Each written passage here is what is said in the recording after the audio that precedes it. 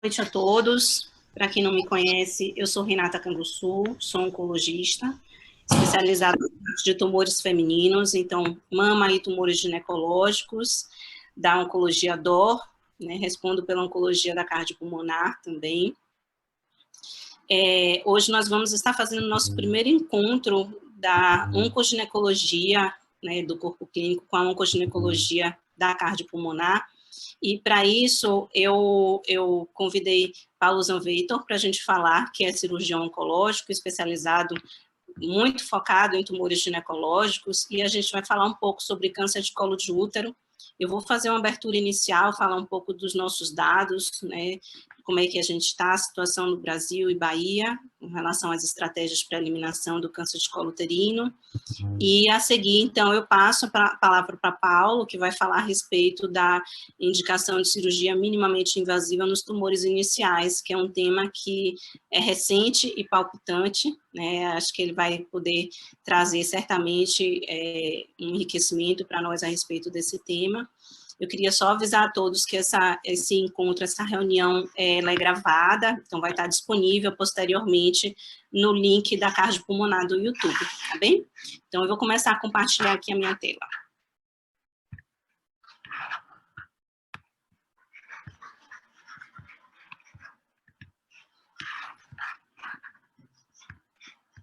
Vocês estão vendo? Sim. Joia. Bom, então, deixa eu passar por aqui. Bom, então, esse ano, no mês passado, foi publicado os dados das estatísticas com relação a câncer para esse ano de 2021. E aqui tem os dados com relação aos Estados Unidos, né, dos casos novos. Então, esse ano, em janeiro, nós tivemos a publicação dos dados estatísticos com relação à previsão do número de casos para 2021. E aqui a gente pode ver os dados previstos para 2021 de casos novos nos Estados Unidos. A gente vê que nos Estados Unidos os principais tumores não estão aqui envolvendo tumores de colo de útero, assim também como os de mortalidade também não está dentre os primeiros tumores que são responsáveis por uma maior mortalidade nos Estados Unidos. Quando a gente fala em uma curva histórica de mortalidade por câncer de colo uterino, a gente vê que a mortalidade vem em uma curva descendente. Essa é a curva roxa que eu estou pontuando aqui, é a que combina corpo e colo uterino. Então, há uma tendência à queda de mortalidade no mundo. No entanto, o que chamou a atenção da Organização Mundial de Saúde é que a maioria dos casos de câncer cervicais, cerca de 90%, acometeram países de classe de renda média e baixa. E a proporção de mulheres com tumor que morre dessa doença em países em desenvolvimento supera 60%, enquanto nos países de renda mais alta é metade. Então, isso chamou a atenção para o movimento da Organização Mundial de Saúde, que propôs, então, uma estratégia global para a erradicação do câncer cervical. E essa estratégia global, ela engloba a utilização de vacina, do rastreamento e, posteriormente, também do tratamento. Como é que está a nossa situação no Brasil? Com relação à estatística brasileira para a incidência de tumores de colo de úteros, era previsto para 2020 cerca de 16.590 casos novos, com 6.526 mortes previstas para o ano de 2018, pela última estatística.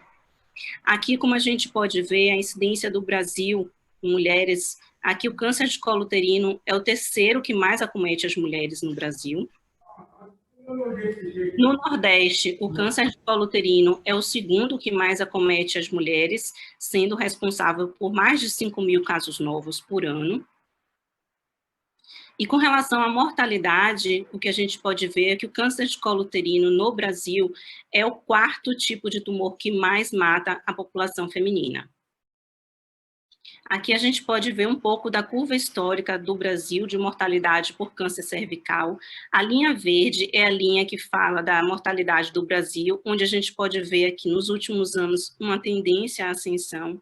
e isso não é diferente no Nordeste, onde a gente também vê uma tendência à ascensão em mortalidade nessa linha laranja. A meta da Organização Mundial de Saúde, com essa implementação de estratégia global para a erradicação, é reduzir a incidência, que nos dias de hoje se encontra de 15,43 para cada 100 mil mulheres, para em 2030 chegar a uma incidência com menos de 4 para 100 mil mulheres. Para isso, eles propõem, então, a vacinação, que eu vou falar um pouquinho de como é que nós estamos, e o rastreamento. Então, com relação à vacina, a vacina de HPV, ela foi liberada nos Estados Unidos em 2006.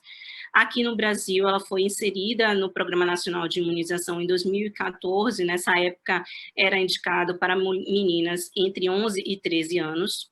Em 2015, ampliou para 9 a 13 anos. E em 2017, ampliou para os meninos, que envolvia meninos com 11 a 14 anos, e as meninas passaram a ser, então, de 9 a 14 anos. Inicialmente, a meta era 80%, mas com a estratégia global, a gente vai ver que a proposta, na verdade, é imunizar 90% das meninas que estejam totalmente vacinadas até os 15 anos de idade.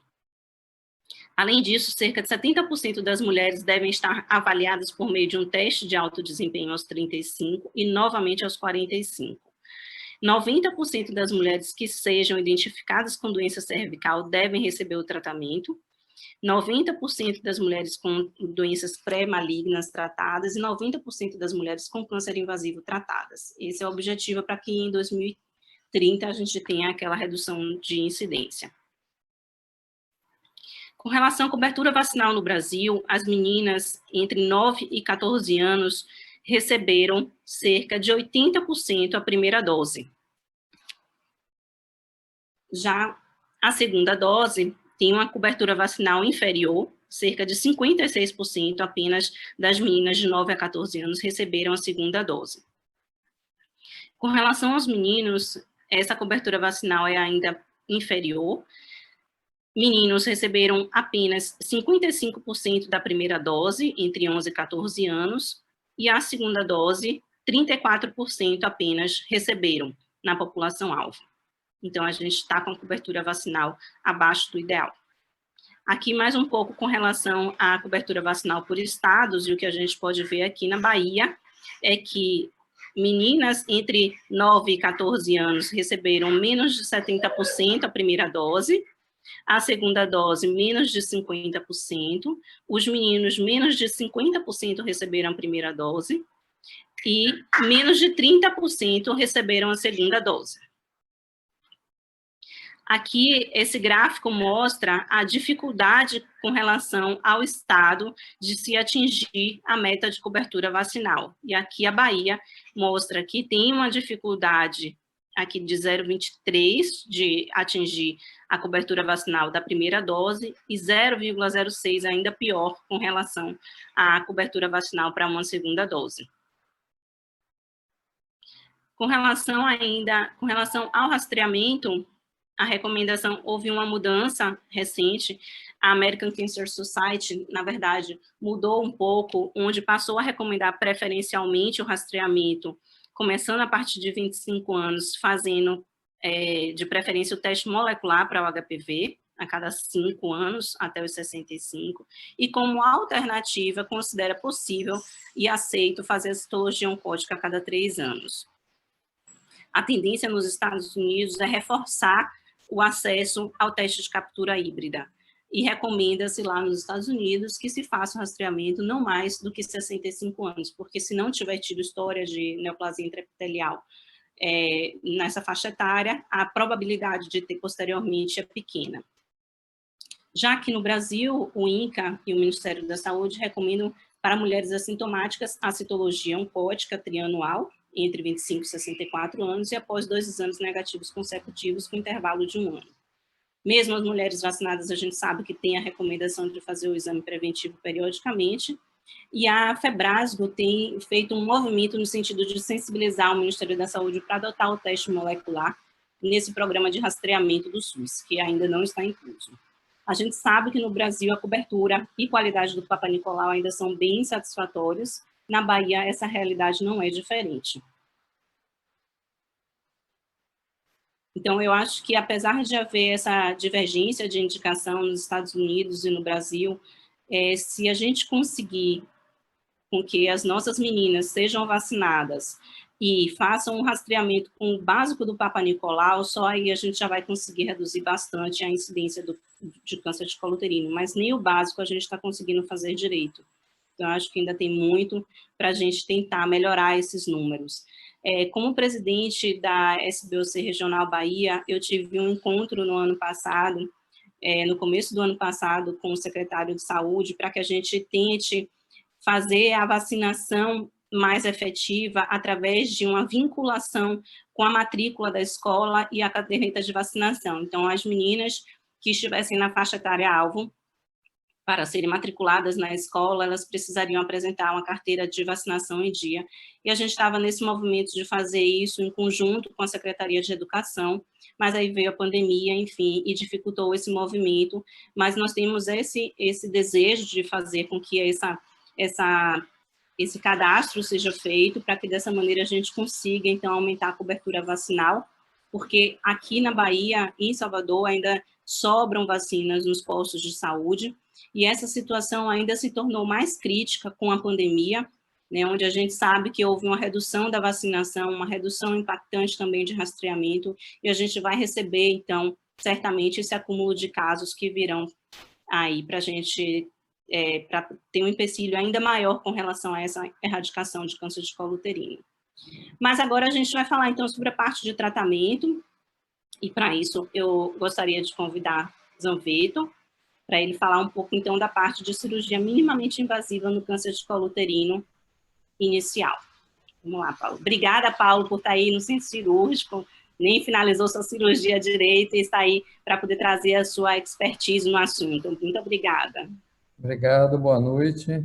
Quero agradecer o convite, parabenizar pelo evento cardiopulmonar no hospital. Eu estou na cardiopulmonar agora e a gente vai contribuir com a parte de cirurgia minimamente invasiva, principalmente pela polêmica dos últimos 2 anos e meio, do LAC, né? Deixa eu acertar o compartilhamento aqui.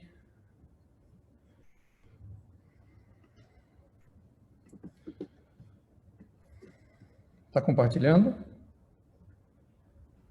Ainda não. Não. Eu vou começar do zero de novo, só um segundo.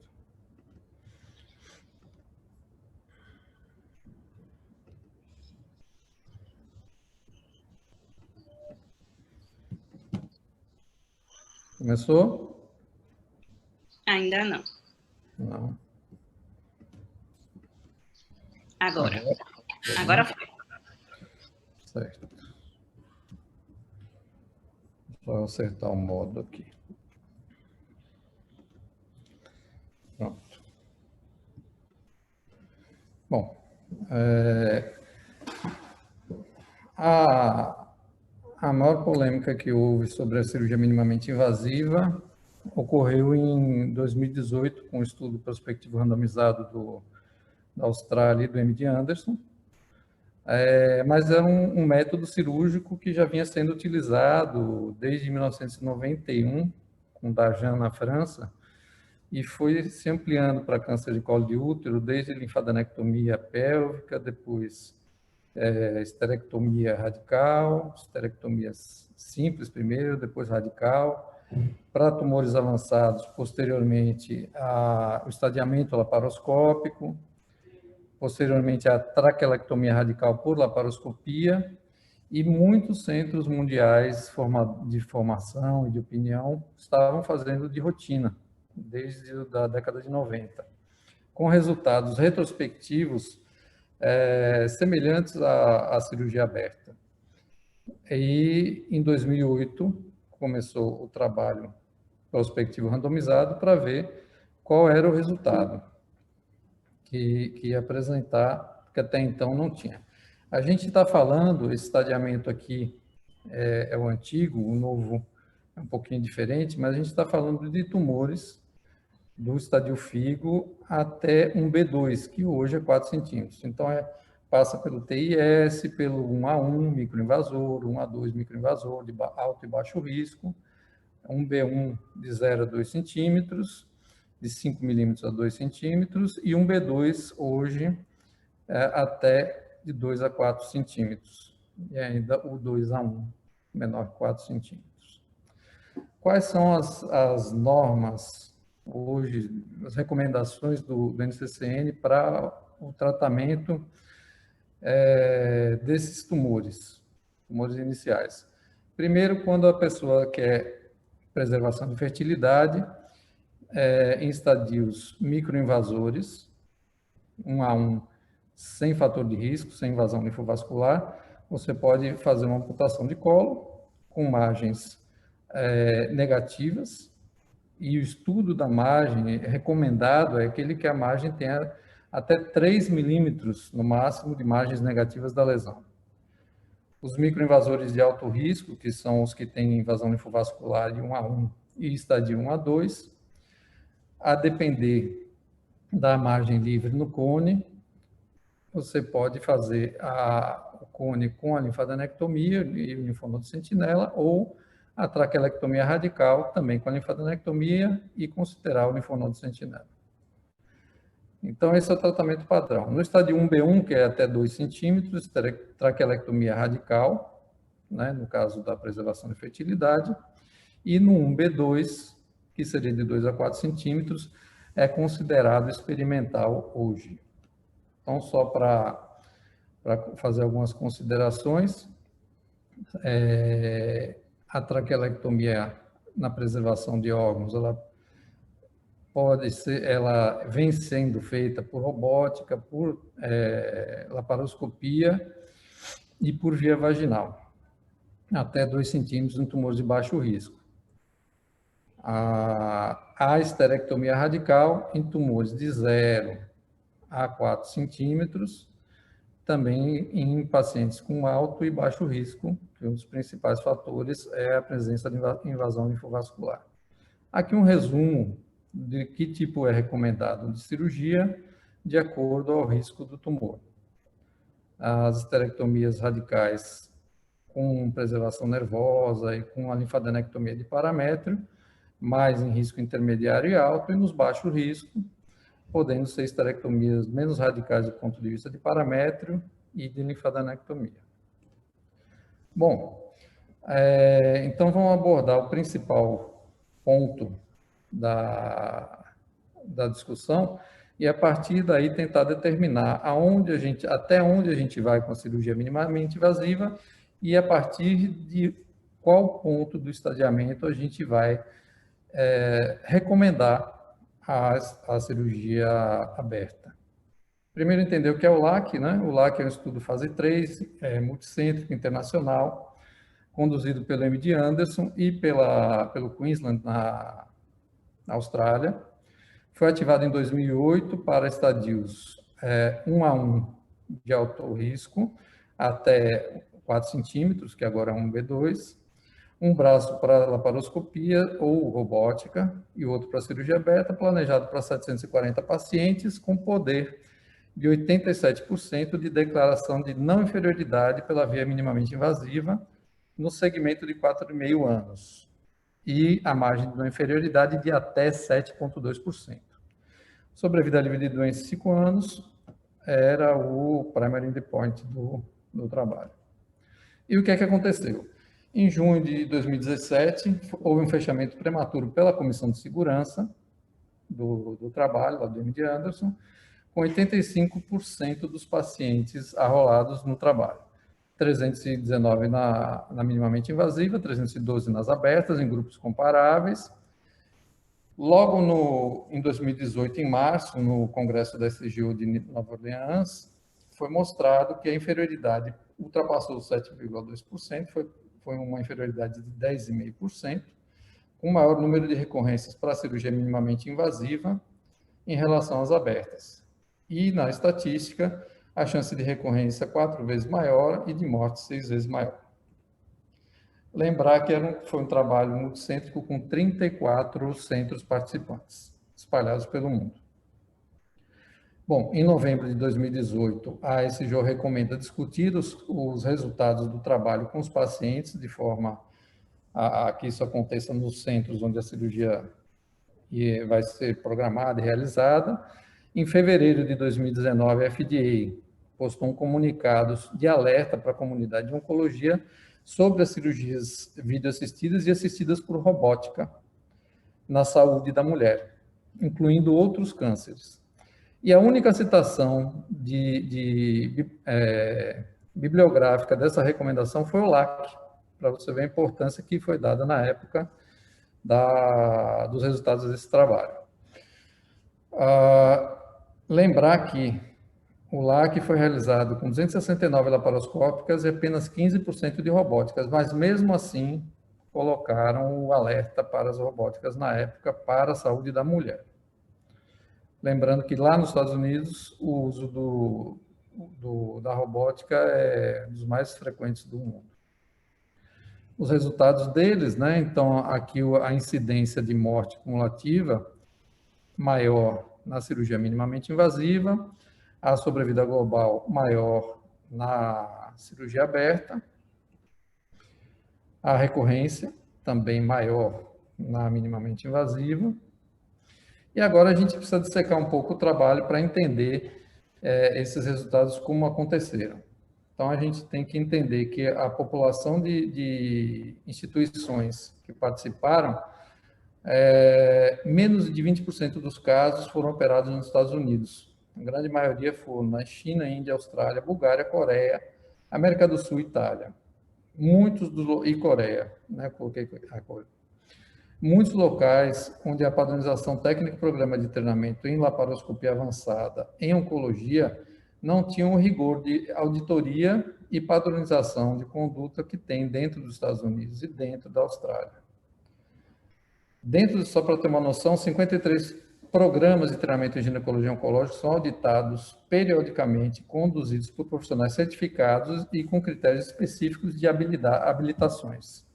As habilidades cirúrgicas, o conhecimento e a conduta profissional são avaliados periodicamente para os centros que fazem essas cirurgias, os centros de referência. Já no LAC, para você entrar como centro participante do trabalho, bastava ter uma experiência de esterectomia radical por vídeo de 10 casos e ter 2 vídeos sem edição como avaliação da Comissão de Segurança do M.D. Anderson. Só abrindo parênteses, eu mandei em 2014, eu mandei os vídeos, os casos, a Comissão de Segurança aprovou a gente, 2012. Só que o nosso centro, nosso CEP lá do Maltês, ele não aprovou na instituição. Então, assim, é um critério um pouco liberal, né? Vamos dizer. O treinamento e experiência das equipes eram muitas vezes menores para a esterectomia radical. Não houve um centro revisor da patologia. O tamanho do tumor na indicação clínica também não era padronizado, então todo mundo sabe que no formol as lesões reduzem em torno de 15% a 20%, e como era um estudo prospectivo randomizado, os grandes centros começaram a se perguntar por que não tinha nenhum ultrassom ou uma ressonância no trabalho prospectivo randomizado para fazer a linha de corte da indicação cirúrgica. Outro dado é que seriam necessários mais de 2 anos de segmento para esclarecer por que é que no braço de cirurgia aberta o índice de cura de controle de doença foi tão alto, foi em torno de 97% a 98%, acima da média da literatura. Então, para ver por que é que o braço das cirurgias, do controle de doenças cirúrgicas cresceu tanto, ainda precisaria de mais 2 anos. E a minoria das cirurgias foi operada na plataforma robótica, né, como eu já falei. Houveram alguns problemas técnicos também. Existia uma dúvida sobre o uso de manipuladores, que eram utilizados mesmo em tumores maiores. A dúvida da literatura sobre a colpotomia sendo realizada por via abdominal intracorpórea versus a colpotomia via vaginal, onde você consegue lavar a vagina de algum resíduo tumoral e para que não haja contaminação do peritônio. O efeito do gás, isso é uma coisa que voltou a ser falada, mas muito difícil de explicação do ponto de vista de cirurgia experimental. E não haviam coisas básicas, como a recomendação do uso de bolsa plástica para proteção de linfonodos, que poderiam estar infiltrados por tumor, e todo mundo que manipula esses linfonodos sabe que pode romper cápsula, e esses linfonodos, muitas equipes deixavam na pelve do paciente, depois da dissecção, esperado nesses estadiamentos que até 15% sejam positivos, então, às vezes, existe a hipótese de haver tumor roto, que ficava ali até o final da cirurgia, enfim. Falta de padronização técnica no trabalho entre as instituições. Aqui, só para terem uma noção do uso do manipulador, né, no útero, e aqui o tumor em lilás, onde você manipula, pode fragmentar, pode desprender tumor, e na hora que você faz a colpotomia por laparoscopia, você pode disseminar para dentro da cavidade esses fragmentos ou células que podem aumentar a recidiva dos pacientes. Aqui a proposta de Kohler, né, esse trabalho de Kohler do ano seguinte, que é a técnica alemã, que já vinha sendo utilizada faz tempo, onde você faz a colpotomia via vaginal, protege o tumor e segue com o procedimento de forma a reduzir esse tipo de contaminação. Bom, o problema é que o trabalho do LAC ele foi correndo e a gente já tinha na literatura evidências que a colpotomia vaginal promovia um menor índice de recorrência pélvica. E o que foi confirmado por Kohler em 2019. Mas desde 2015, 2016 já havia essa informação na literatura. Aqui, peças de cirurgia aberta. Bom, em 2019, a ESGO fez uma pesquisa entre os associados para saber qual foi o impacto dentre os associados na Europa. E 57% modificaram sua conduta para cirurgia aberta, 50% consideraram para tumores menores de 2 centímetros e 90% seguiram o statement da ESGO para discutir os resultados com os pacientes, tanto do ponto de vista do LAC quanto das suas instituições. O tamanho menor que 2 centímetros em relação ao LAC, não houve diferença de recorrência entre a laparoscópica e a aberta, e na literatura não houve trabalhos negativos para a traquelectomia radical em tumores menores de 2 centímetros pela via minimamente invasiva. Né? Só para ter uma ideia, isso em relação ao tumor menor de 2 centímetros. Em relação à experiência do cirurgião, no IGCS de 2019, o Dr. Holloway e Dr. Scambia, do Gemelli, eles apresentaram resultados de experiência dos serviços deles. O Instituto Gemelli é um dos maiores da Itália e Holloway dos Estados Unidos. E o que Holloway apresentou foi que a mesma curva de aprendizado de exigência do LAC, que eram os primeiros 10 casos deles, a recorrência dele, do instituto dele, foi igual à do LAC. E quando ele saía dos 10 primeiros casos da curva de aprendizado que ele considerava lá da robótica, o resultado dele no robô era igual ao da cirurgia aberta do LAC. O Instituto Gemelli fez a mesma coisa com os 235 casos estudados por eles. Após a curva de aprendizado que eles colocaram para a laparoscópica de 30 casos, a recorrência foi semelhante à curva de aprendizado do Gemelli em relação ao LAC, e após a curva de aprendizado, o resultado deles por laparoscopia era o resultado igual da cirurgia aberta do LAC. Bom, o impacto, né? O impacto foi o statement da ESGO no ano seguinte, onde deve ser informado e discutido com os pacientes, evitar a influência da indústria em novas tecnologias sem avaliação de estudos prospectivos, encorajar a investigação de como e em quais os pacientes não é seguro em trabalhos prospectivos randomizados, testar em estudos randomizados as novas tecnologias antes da aplicação e disseminação, coisa que não foi feita com a laparoscopia, a reavaliação de critérios de incorporação de tecnologias na área de oncologia e representar uma forma de ver o futuro, porque se você, e não voltar ao passado de abrir todo mundo, e sim você abrir de uma forma mais segura e bem indicada.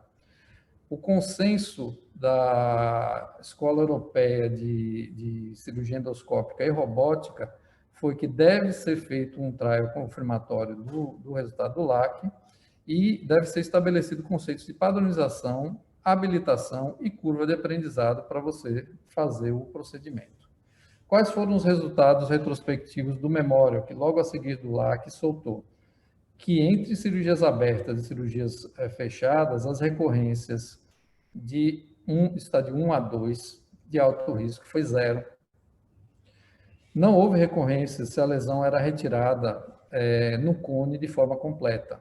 Então, cirurgias onde o cone tinha margem livre, também a recorrência foi 0 na laparoscópica. E não houve diferença de sobrevida global ou livre de doença entre a cirurgia laparoscópica aberta no Memorial. Aqui, sem diferenças na paratraquelectomia, em tumores menores de 2 centímetros, e a nota dos autores do LAC, depois de tanta polêmica, é que o estudo não pode ser generalizado para pacientes de baixo risco com tumores menores de 2 centímetros, sem invasão linfovascular, com infiltração menor de 10 milímetros do estroma do colo e sem envolvimento de linfonodos. Ele não teve poder para avaliar os resultados oncológicos desses dois métodos cirúrgicos para tumores menores de 2 centímetros. Foi para isso que ele foi idealizado. Então, o próprio Pedro Ramírez, que é um grande autor do trabalho, ele colocou qual o espaço da esterectomia radical minimamente invasiva. Seriam para tumores menores de 2 centímetros, pois o estudo não tinha poder para definir, mais seguro quando retirado por conização, fechamento vaginal conforme a técnica alemã, definir medidas de qualificação do cirurgião de alta complexidade, definir a padronização da qualidade dos parâmetros anatômicos das peças retiradas e solicitando trial confirmatório. Mário Leitão, que é do Memorial e defensor da cirurgia minimamente invasiva, coloca também os mesmos critérios e volta com o questionamento. Por que os trabalhos autorizam a traquelectomia radical pela via minimamente invasiva, principalmente a robótica? Quando a paciente quer gestar, está liberado, e quando não quer gestar, você vai abrir a paciente. Para tumores de baixo risco, não teria sentido. E coloca os resultados que eu já coloquei da instituição dele. Bom, é uma oportunidade de desenvolver melhor a técnica, a seleção dos pacientes e seguir os princípios oncológicos que não estavam sendo seguidos inicialmente. A gente tem que diferenciar você tomar a decisão de usar minimamente invasivo em todo mundo e depois de um revés fazer o retorno, não, agora é nenhum. Não, você tem que definir como, quando você vai fazer a cirurgia minimamente invasiva para não prejudicar o paciente e também não tirar dele a escolha desse tratamento. Em resumo, aqui é um resumo do bom senso, do consenso da literatura, onde você tem a indicação da cirurgia videolaparoscópica, robótica ou aberta para tumor in situ, para os tumores de baixo risco microinvasor até 3 milímetros de invasão, para tumores de baixo risco de 1 a 2. Nesse grupo de tumores menores de 2 centímetros ainda não tem trial específico para esse segmento, mas o que o LAC colocou é que não tinha evidências da vida CPO nessa faixa, e sim como um todo, provavelmente por conta do alto risco das lesões maiores que 2 centímetros, a cirurgia aberta mandatória para esse grupo no momento. O que é que aconteceu do 2018 até agora? Surgiram vários trabalhos de estudos populacionais, de bancos nacionais de dados de alguns países, mostrando as diferenças retrospectivas e os resultados nos seus países. A maior parte dele mostrando as diferenças a favor da cirurgia aberta. Nenhum trial ou outro confirmatório tem resultado até o momento. Do ponto de vista paralelo, a cirurgia para tumores de alto risco maior que 2 centímetros tem se modificado nos últimos anos com outras teorias e outras técnicas, por exemplo, a de Hockel, e técnicas fundamentalmente da escola alemã, que estão mais radicais, voltando um pouquinho ao passado, mas de uma forma com menos morbidade, com mais conhecimento da anatomia e da função dos órgãos pélvicos. Então, a gente está num ponto onde a gente tem uma restrição de casos para laparoscopia em câncer de colo de útero e num desenvolvimento maior dos últimos anos da volta da alta radicalidade com baixa morbidade da cirurgia aberta para o colo de útero. Bom, era isso que eu queria tentar abrir a discussão, ouvir opiniões dos colegas que também operam, tem Heron, que a gente trabalha na oncologia DOR, tem os outros colegas cirurgiões que estão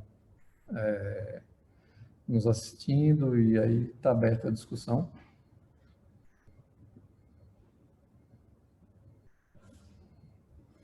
É parabenizar Zanvetto, né, e Renata também, a parte da erradicação do câncer de colo de útero é realmente uma meta aí que a gente deve estar investindo, né? Mas especificamente era que a gente gosta, Zanvetto, a parte cirúrgica, e a gente ficou bastante incomodado realmente com a restrição do LAC, né? Eu até falei com a Renata, pô, Zanvetto, dessa aula aí, a aula realmente foi muito interessante, porque se fala o LAC, mas fala-se muito pouco do pós-LAC, né? E aí você trouxe realmente alguns trabalhos, o que tem realmente de concreto no pós-LAC. E realmente uma luz no fim do túnel, de repente a gente buscar algumas alternativas, e eu queria que você me dissesse do ponto de vista prático, eu não sei, lá no Maltese, se vocês, na sua prática privada, vocês pararam de fazer, vocês expõem para paciente, ou como é que você está fazendo hoje, no dia de hoje? No momento inicial do LAC, eu acho que todo mundo meio que deu uma parada, eu não sei se você também parou de fazer meningite invasiva, e hoje se está se reconsiderando.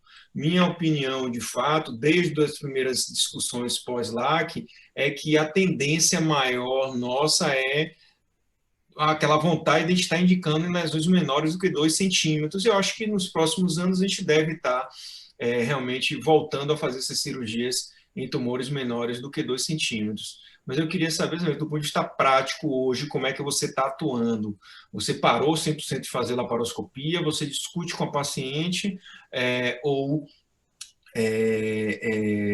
você seleciona esses casos? Você já está avançado nisso aí, de lesões de 2 centímetros, você já está indicando. Eu estou até por coincidência, eu estava até vendo aqui um AP, eu estou com a paciente aí com a lesão de 1 centímetro, né? Então, eu estou naquele dilema, mas com uma questão técnica, eu vou estar operando a paciente no interior, eu não hesitei muito em estar fazendo a cirurgia aberta, não.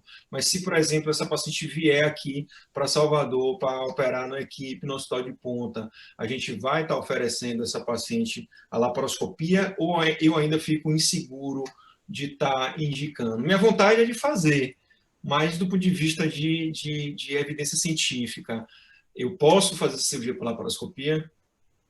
Então, naquele momento de outubro de 2018, quando o trabalho foi efetivamente publicado na New England, nós paramos, porque foi aquela confusão, discussão, reunimos um serviço, opera, não opera, resolvemos parar. Isso. Aguardamos as discussões, essas dissecções que foram feitas do trabalho, que foram explicadas o que aconteceu, vimos a recomendação final, o statement da ESGO, E, do ponto de vista institucional, o que é que a gente colocou? Como a gente tem lá volume para isso e tem os arquivos para isso, a gente optou seguir as recomendações e discutir com o paciente. Casos muito selecionados a gente tem feito, eu não parei, tumor de 1 centímetro, tumor até 1,5 centímetros, caso bem selecionado, eu faço, até porque a gente tem uma formação de residentes também. Agora, tem um ponto que é difícil de você fazer quando não está numa instituição assim, de volume, é que a gente está terminando agora, porque é difícil fazer pesquisa sem as possibilidades de instituição de pesquisa e tudo mais, mas a gente vai conseguir mostrar as nossas curvas de recidiva e sobrevida, que já estão na análise estatística. A gente fez uma estatística preliminar, que a gente não está soltando, que a gente ainda não publicou, mas a gente está fazendo uma segunda análise estatística em outro centro fora da Bahia, para não falar, isso tem interferência do cirurgião que fez a estatística e tal.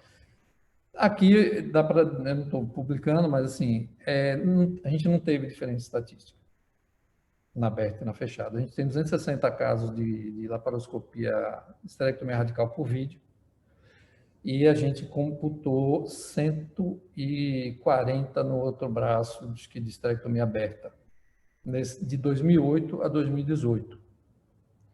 E a gente tem um acompanhamento de todas essas pacientes. E a gente teve acesso ao serviço de mortalidade do Estado, onde a gente tem certeza que mesmo se teve alguma perdida de vista, que morreu, o hospital não soube, a gente tem acesso ao atestado de óbito que entra no Banco do Estado. Então, é uma estatística segura de mortalidade. Deve sair daqui a um mês, eu devo estar com isso terminado, que é o pessoal do Einstein que está fazendo. E, na prática, isso do ponto de vista institucional, para mostrar os nossos resultados e para dar o poder de escolha de uma forma embasada lá institucional. Do ponto de vista privado, que é o que você me perguntou. Do ponto de vista privado, é o que eu coloquei aqui na tabela. A partir de 5 milímetros a 2 centímetros, você não tem evidência contra de prospectivo randomizado. Lá que não fechou a porta para isso. E até os próprios autores disseram que o trabalho não tem poder para dizer isso. Então, uma paciente com tumor de 1 centímetro, 1,5 centímetros, você saiu da curva de aprendizado e está no serviço de ponta, que você tem os materiais, seguindo os preceitos de oncologia, de sacar, retirar na hora os linfonodos, porque pode ter um positivo ali, não deixar ali na fossa onde o pessoal deixava, para depois puxar pela vagina com uma pinça, sem problemas técnicos. A colpotomia, fazer por via vaginal, você solta tudo por cima, deixa só na vagina, lava com soro fisiológico, toda a vagina, faz a colpotomia por baixo, puxa sem possibilidade de contaminação, né? E faz a rafia. E para quem está mais familiarizado com a técnica alemã, e aí não quer usar o manipulador uterino, porque é uma das discussões, o uso ou não do manipulador uterino. Se você quisesse ser mais rigoroso com um tumor de 1 centímetro, 1,5 centímetros, você pode usar a técnica alemã de fechamento, no touch, né? No touch surgery, e fazer a via laparoscópica, tirando por baixo. Eu não vejo contraindicação técnica na literatura se você seguir essas regras. Excelente. Acho que mais do que respondeu, né? Respondeu e respaldou. Excelente. Mas alguém tem alguma consideração a fazer? Parabéns, Paulo, aliás, pela apresentação, foi brilhante. Obrigado. Deixa eu ver se tem mais alguém que tem dúvidas. Agora, se houver dúvidas de outras coisas sobre colo de útero, também a gente pode aproveitar a oportunidade, tem Renata, Heron, todo mundo pode aproveitar a discussão para ampliar o foco no colo de útero, que é algo importante em nosso estado. No caso da paciente desejar fazer preservação de fertilidade, isso mudaria a sua opção de via? Não, não. A gente tem, como a literatura diz, até Mário Leitão fala isso. Quando você quer gestar, você pode fazer laparoscópica, né?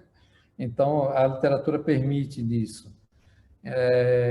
Então, nós temos as duas vias. No sistema público, a gente tem feito mais a via aberta, até porque alguns pontos dessa cirurgia a gente precisa passar bem para os residentes como se faz, a parte de ensino direitinho. Mas você pode fazer laparoscópica com o corte do istmo feito por via vaginal. Então, você faz toda a cirurgia, você traz pela vagina, você não contamina a cavidade e faz o reimplante por baixo. Na maioria das vezes, se você dispõe de robô, que tem a vantagem do punho, né? Heron tem lá no São Rafael, de uma forma mais liberal assim, para uso. Você pode fazer, depois de lavar tudo direitinho, fazer o reimplante do útero via robótica na paciente, né? Que é mais confortável do que a laparoscópica. Eu prefiro fazer por baixo via vaginal, que é mais rápido. Mas para quem dispõe de robô, é uma boa alternativa.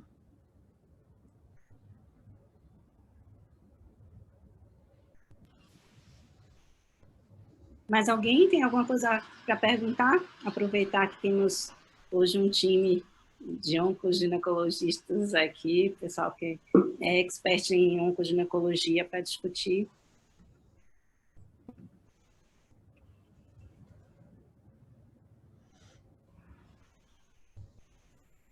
Bom, a gente não tem mais nenhuma dúvida, então eu gostaria de agradecer a presença de todos. Essa foi a nossa primeira reunião do tema de oncoginecologia da cardiopulmonar. Nós temos outra reunião também com o tema da oncogineco, mais adiante a gente vai estar divulgando qual vai ser o tema a ser abordado. Agradecer mais uma vez a Paulo por ter nos prestigiado com sua aula aí no meio do centro cirúrgico, foi como sempre brilhante. A gente falando a respeito desse tema que ainda é tão impactante no nosso país, infelizmente, uma doença totalmente prevenível, e que a gente ainda tem um número de mulheres que morrem em consequência dessa doença que é realmente inaceitável. Então, eu espero que a gente consiga, com reuniões como essa, estar oferecendo o melhor do tratamento para essas mulheres, para que pelo menos a gente consiga, se não for possível, evitar novos casos, que pelo menos elas recebam o tratamento da forma adequada. Boa noite a todos, obrigada e até a próxima. Obrigado.